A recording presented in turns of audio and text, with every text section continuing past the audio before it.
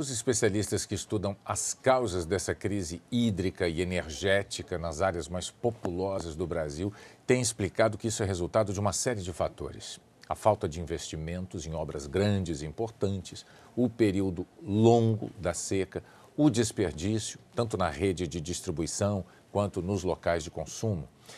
Mas hoje o repórter Renato Biasi vai mostrar um outro ponto que é fundamental. É a necessidade de recuperar a mata em torno das nascentes dos rios. Dona Geni bebe água direto da fonte da fazenda dela, sem medo. É excelente. Fresquinha, pura. Mas nem sempre foi assim. Quando chegava a época de estiagem, que é a seca no caso, aí a água desaparecia. Seu Elias só sabe da seca pelos outros. As suas terras não ficaram sem água? Não. Em nenhum momento? Em nenhum momento. Por que o senhor acha? Porque a gente conserva, né, as nascentes.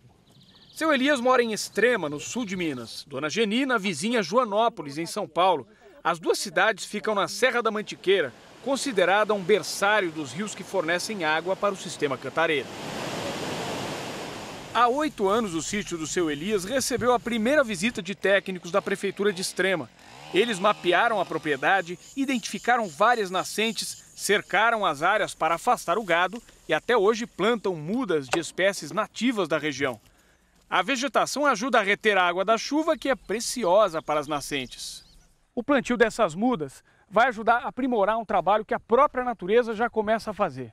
Sem o gado pisoteando esse terreno, olha o que a gente já vê aqui. A água volta a brotar com força. É mais uma nascente, retomando o seu curso natural para abastecer os rios da região. 170 produtores rurais de Extrema já abriram as porteiras para o projeto. Eles plantaram até agora 1 milhão de mudas e restauraram 30% das áreas de manancial do município. O programa Plante Árvore é financiado por empresas privadas.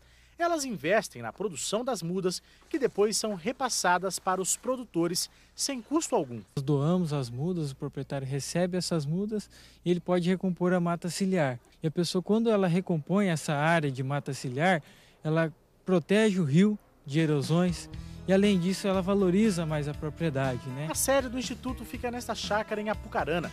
Aqui, as sementes são selecionadas e plantadas.